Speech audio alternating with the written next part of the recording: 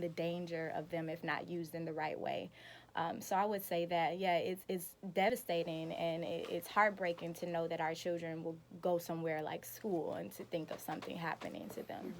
So I've been trying to teach her to stay calm, under circumstances, to breathe. We talk about the areas in your brain when trauma is happening. How do you breathe and make sure you're getting breath to your brain so that you're making a logical decision? So that's what we've been working on at home. Amazing. How about you, Jesse? Yeah, that's good.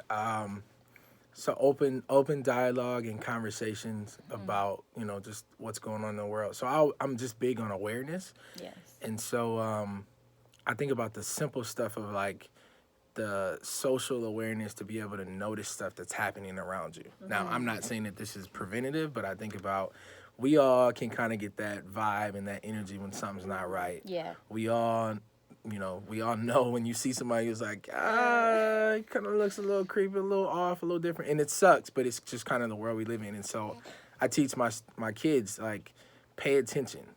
Pay attention to the nonverbals, pay attention to what's around you. I was, again, raised by military pops, and so I actually always it's a terrible thing, but I always look at where's the closest exit. Yeah. How far up am I? Could I jump? Might or break a leg or something. Which is cynical, but I also think it's like it's one of those I need you to be prepared. Yeah. And so I feel like as a parent, and again, especially as a father, like it's my job to give you everything. It's our job as parents to give our kids every possible tool to use so that you can break open when needed. And so, yeah, we have conversations. I don't shy away from that stuff. We don't have, like, there's certain things that I talk about that I'm like, I don't want to have in the house. We talk about guns. I don't have one in the house. I don't even let my black boys play with super soakers, Yeah. which is sad. I love super soakers. Super soakers are the best. I did the same thing with my little brothers, but they Tamir Rice kind of shattered that innocence of, for me especially, young black kids, and me feeling comfortable with them playing with anything that could be misconceived. Exactly. Yeah. Yeah. So we no shooting video game. Like don't even get enjoyment out of it. I don't want you to feel like I'm robbing you of an experience. Yeah. No.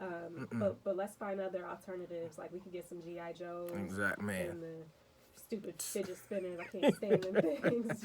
Even my 2-year-old nephew who lives with us, he does the the little finger pointing, pew pew, and I'm like, no, we're not doing that, because again, it's a learned behavior, and so while we're trying to unlearn things, I'm also trying to teach them there are better ways. My kids walk in with hoods on in the house, and I'm like, when you walk in the house, take your hood off. I mean, I don't want to. I love hoodies, so I can't really go to the stretch of saying don't wear hoodies. But it's also like I need you to understand, like when you have it on, you are a black man. Let's just go down the list of how many, how many folks have been killed that way. So I think about those school shootings again, and I told you a little bit. I don't even know if we have time, but go ahead. the you think that stuff doesn't happen and doesn't hit close to home until it happens, and so I got the news feed and the CNN update on my phone, and I'm just going through my like mental capacity, like who in my network lives there? I'm like, I never even heard of Parkland, Florida. 3 or 4 days later, I'm scrolling through my Facebook, and a friend of mine who moved from Green Bay to Parkland, her kid was there. Like at the school, she had just left the school. Her kid was running. She saw her kid running, which I'm just like, oh, I don't even know what I would have did. And then saw the kid next to him get shot. Wow. The kid who was running next. The kid who was running next to him. Yes, I'm sorry. And then her son's teacher didn't make it either. I'm just like, I was shut down. Like, wow. Like what? I don't know what I would do in that situation. You can't do anything. But again, you think about, kids. I don't know what they were taught, but I'm just grateful that I'm sad that the ones who didn't make it. I'm grateful for the ones who did. And also I think about like what else can I pour into my kid? Like we need to have the conversation. There's a kid that's your age that didn't make it today. Yeah. And it was unfortunate, and I want you to be nice to people. I want you to make people feel welcome. I want you to do everything in your power to instill happiness and joy, because who knows what that person was going through. We don't know. So yeah, it's interesting. I've been watching a few interviews, and there's an interesting narrative of the shooter. Oh yeah. Which we don't even have time to get into.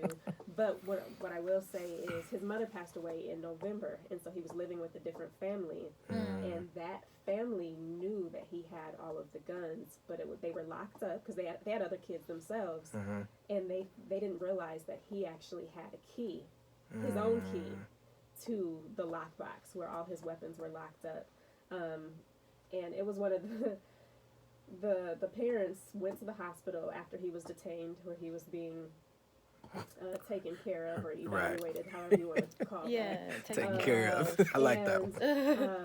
And the foster mom, for lack of a better term, the woman who had been taking care of him, who had brought him into her home, looked at him and just said, "Really?"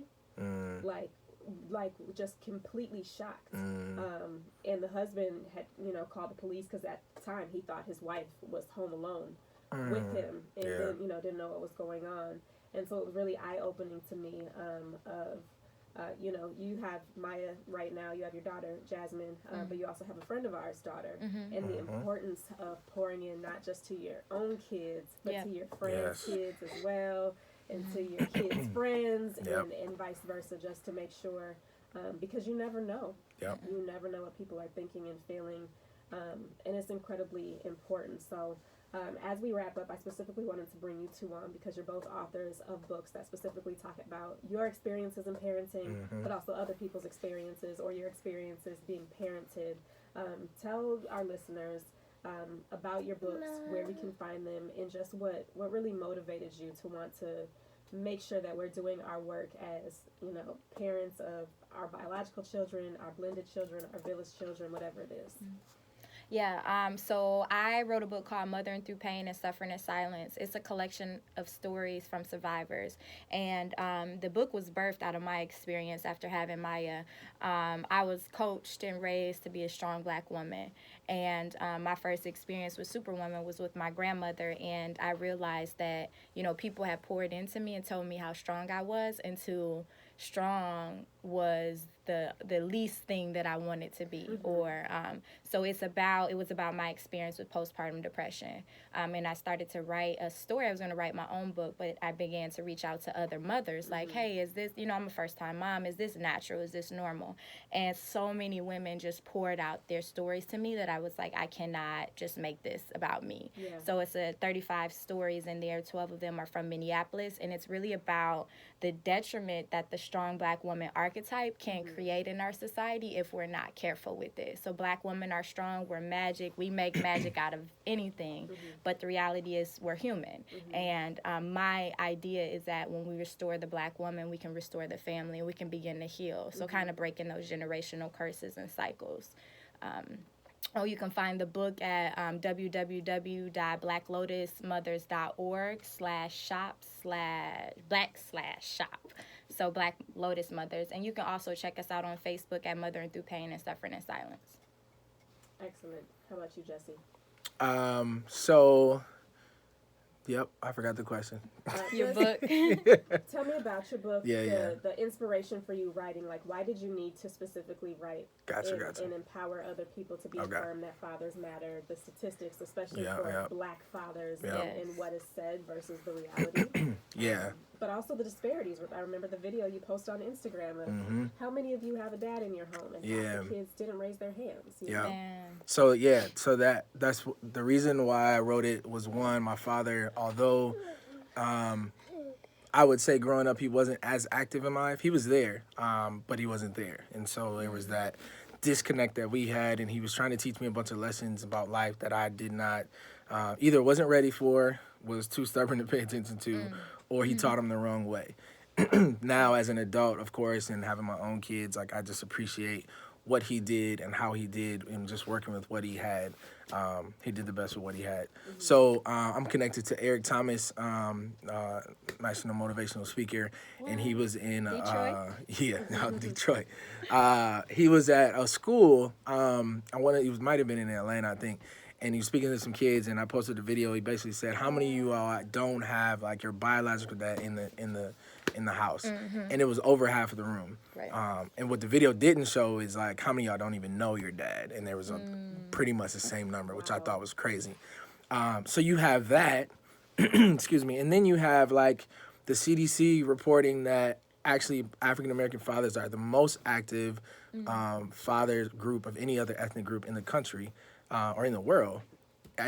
More active in the day-to-day lives of their kids. And so you get these two, like, I see a bunch of kids who don't have dads and they're biological dads, and then you're like, but they're actually active. And so I wanted to kind of tell that story about the men that I know who are active fathers, who are standing up, who are supporting their kids, their women, just whatever, and the men who may not be biological fathers, but are, like you said, that village. And so I just always come from the belief of everything you need is in the house. And so it's, you know, it takes a village. There's so many things that we have that we're connected to.